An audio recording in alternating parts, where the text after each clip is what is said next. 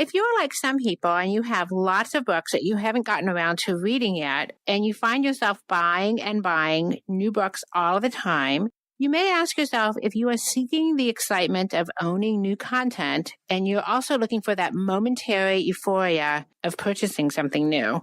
You can only read so many books at a time. What if you decide to enjoy one new book at a time, letting it go once you have benefited from the content, and then moving on to a new adventure?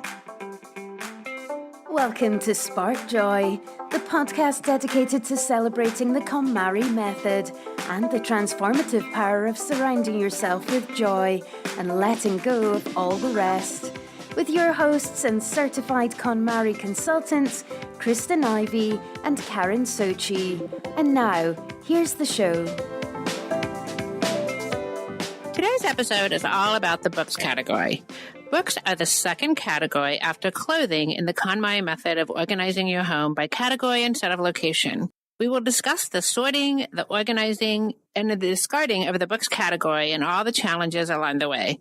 If you are just starting out or want a refresher on how categories work in the KonMari method, listen to episode 1, KonMari 101, and episode 9, Tidying by Location is a Fatal Mistake. Those two episodes of the Spark Joy podcast will give you the background you need to tackling the books category. Books are special and cherished by many, but there's no denying the fact that physical books can take up a lot of room. In most cases, once a book is read, we place it back on the shelf, never to be used or interacted with again. So how can we approach books in a way that honors the content and respects the value and importance of the item, but also enables you to continue to surround yourself with only the things that spark joy? But before we begin, it's time for a joy check. What's sparking joy for you today, Kristen? Well, I recently had a big first for the Love of Tidy. I was featured on The Jam, which is a very fresh and contemporary morning show here locally in Chicago on Channel 26. And they invited me in to talk about decluttering when it comes to paper. I was able to have my first live studio experience. So had to stuff a lot of content in about 4 minutes or less of time. But it was really exciting. And it was really cool to see the behind the scenes of the production too. It's just amazing the work that people who are in this business are able to accomplish in such a condensed time frame where so much has to be discussed. So I just had fun talking with the host and just sharing the message of KonMari and any and everything that came to my mind in terms of tackling paper clutter. Well, I saw it and you looked amazing. You looked completely calm and relaxed, and it looked like you were an old pro at live TV. So it was pretty amazing. I was very impressed. Thank you. Yes, it was quite nerve-wracking. I knew that time factor would be definitely a challenge. That's the challenge with live TV. I've heard stories of where they'll say you have 4 minutes. And then when you get there, it's like, oh, actually, we had to change things around. 2 minutes. Wow, you have to be prepared to be so flexible. So yeah, it was a great first experience. And I look forward to continue to practice that format because it was really fun and a good way to spread the message to everyone in this area and beyond. So we'll link that in the show notes as well, just so everyone can check it out. And there's additional tips on paper clutter too. So it's a bonus. What about you, Karen? This week is actually my 5th wedding anniversary. Ooh. And yeah, so it's like super exciting. And as it turns out, the modern interpretation of the 5th anniversary gift is silver. So I was thinking, what could I possibly get my husband that would be something that he would love, that would bring him joy, but that was silver because he doesn't wear jewelry except for his wedding ring. So that was out. My husband and I have a vast difference as far as how many books we feel should be in our home. I feel there should be 0 books in our home. My husband, on the other hand, feels that there should be all the books. So we compromise, and he has a section of our home that is dedicated for his book collection. And so I decided that as part of, I don't know, maybe kind of just saying, it's perfectly fine with me that you have these books. I got him a set of silver bookends from Tiffany's. So and it's okay for me to say that because by the time this comes out, the anniversary will be past and he will have gotten his gift. But they're so beautiful and I love them.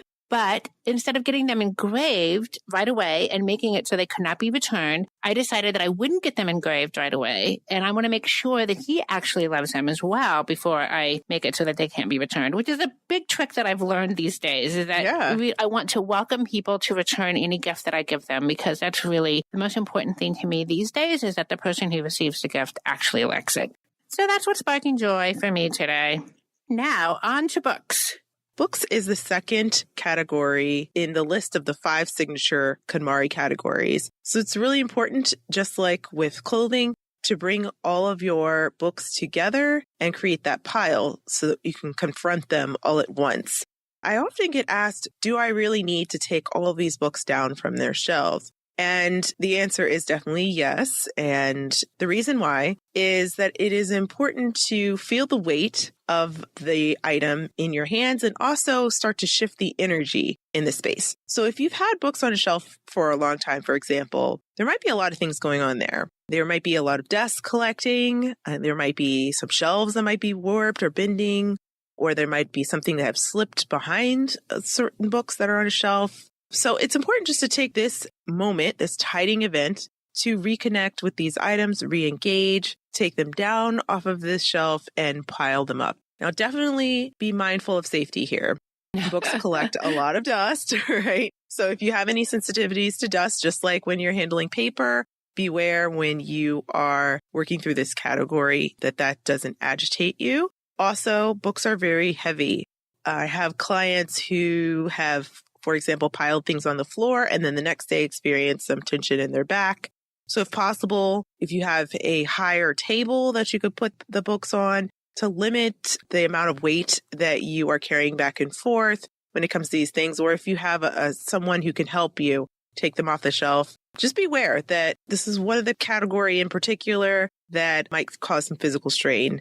But it's still very important to bring these items together. And after everything's together, just like with clothing, it's time to maybe digest this exercise in the form of subcategories. Remember, the goal is not to overwhelm you so much by the piling part of KonMari. It's about gaining the full appreciation of the scope of your collection. You can do this by category.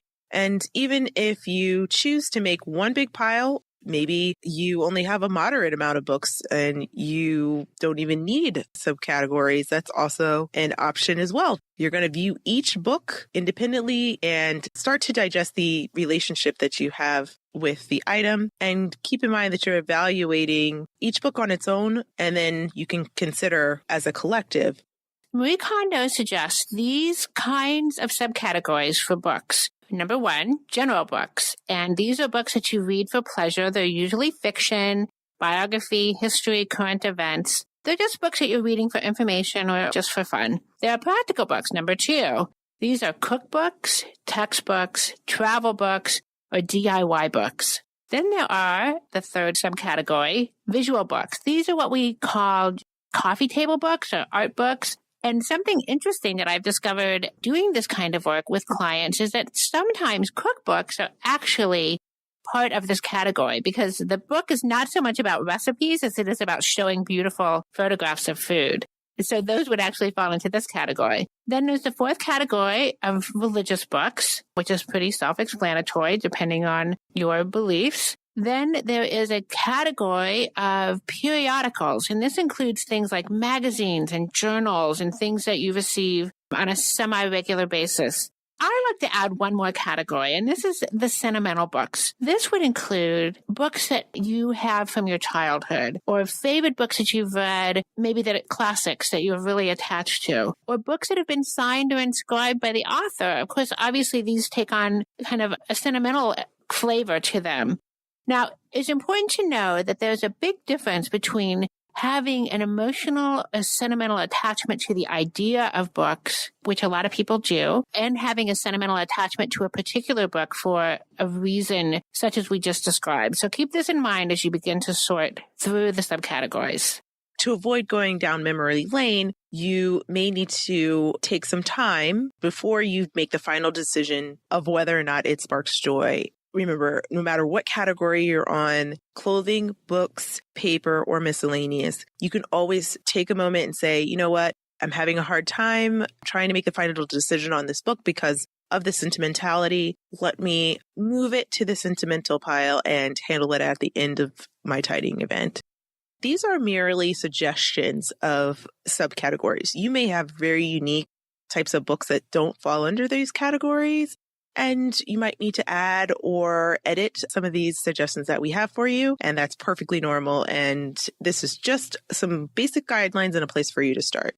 As you sort, you will likely find concert tickets and pressed flowers and other small documents that may be wedged in your books that are either easily discarded or they might be sentimental. So definitely set those aside and continue to work within your vision and let that ground you when it comes time to making your decisions. I find often that this is a category where the sentimental gets really mixed in because books are not automatically identified as something that could be sentimental because it's a book. It's not a souvenir. So this, I think, is a really challenging category sometimes for just the reasons we're describing. If it's a book from your childhood, that's a sentimental attachment, but it's still a book. It's still a current object that doesn't necessarily in and of itself have a sentimental meaning behind it.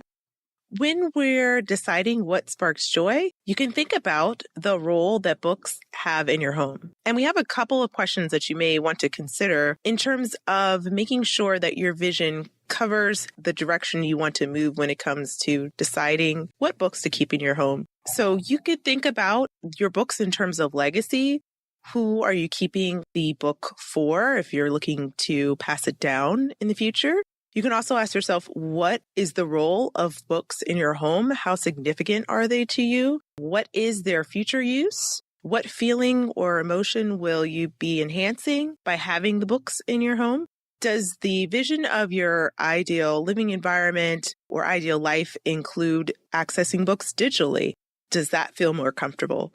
How much space in your home would you like to dedicate to storing books? These are all questions you can think about up front before you even start to work through this category. And again, you can connect the item of books to your larger vision of your ideal lifestyle and living environment.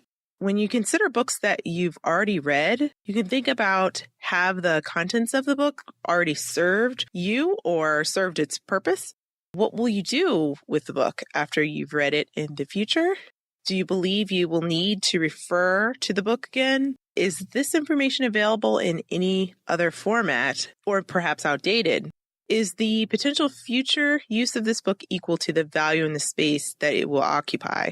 Do you still refer to it or, in the example of cookbooks, pull recipes from it or use it on some kind of continual basis? Can you honor it in some other way? Will you really read it again? So then when you come to this other group of books, this is a group of books that you haven't read yet or that you haven't finished. So some of the questions that you might ask yourself as you're deciding about each book, why have you not finished it or why have you not even started it? Does this book feel like a burden or are you joyfully anticipating opening it up and getting started reading it? If you decided to read the book in the future, how hard would it be to get again if you let it go at this point? Would you get it in maybe a digital format in the future if you decided that you did want to read it and had decided now to let it go? Now, about magazines and periodicals, if they are more than a month old, and this is kind of just my personal guideline, for you it might be a much different span of time.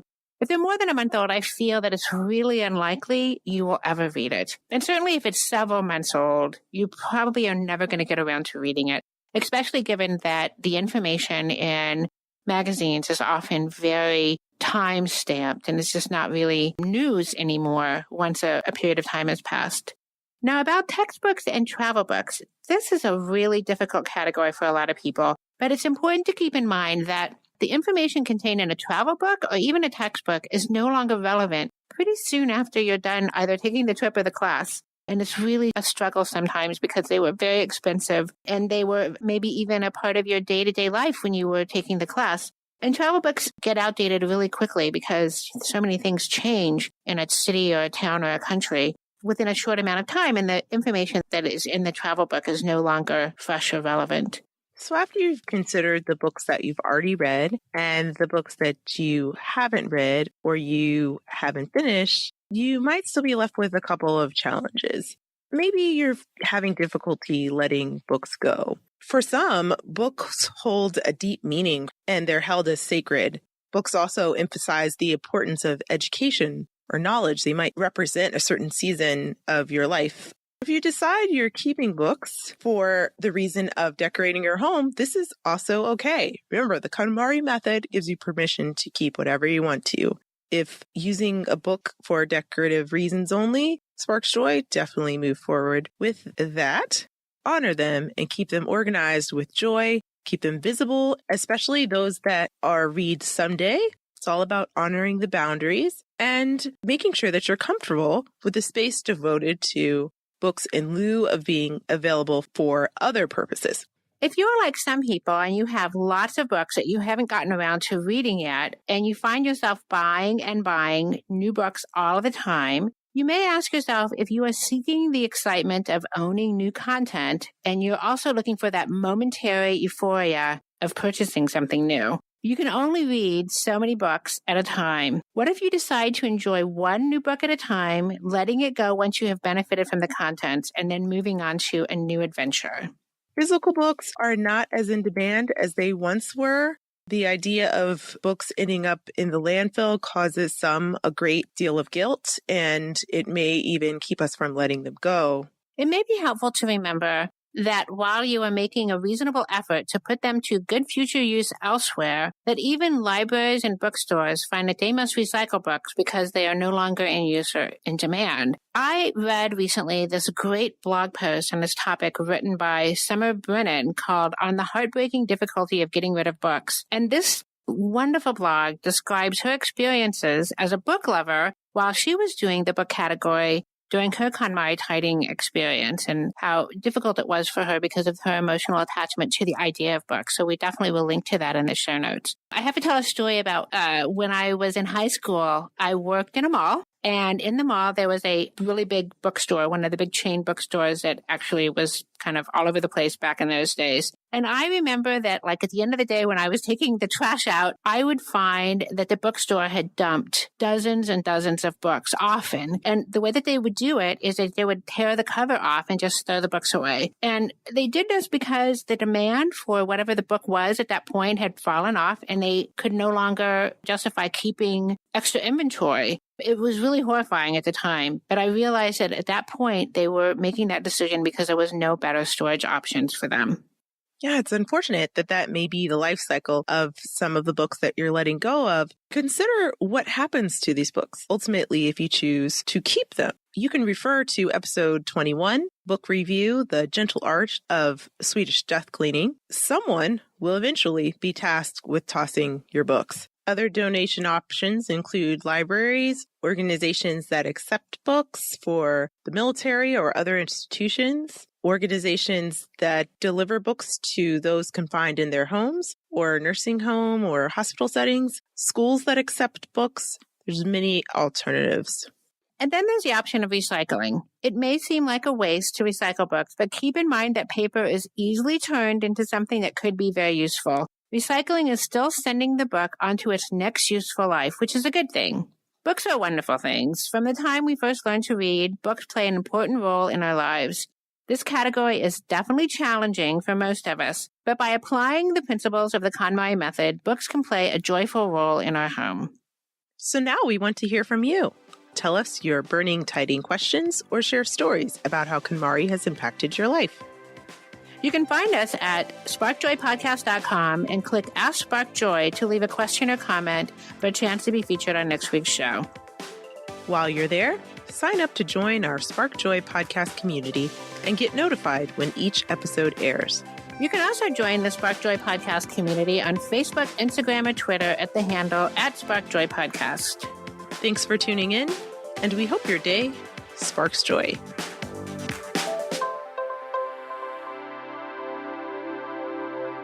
Thank you for listening to Spark Joy with your host, Kristen Ivy of For the Love of Tidy in Chicago and Karen Sochi of the Serene Home in New York City. Spark Joy, the podcast, is not endorsed by or affiliated with KonMari Media Incorporated. The opinions expressed on this episode represent the views of the co-hosts and guests alone and do not represent the corporate position of KonMari Media Incorporated or the KonMari consultant community.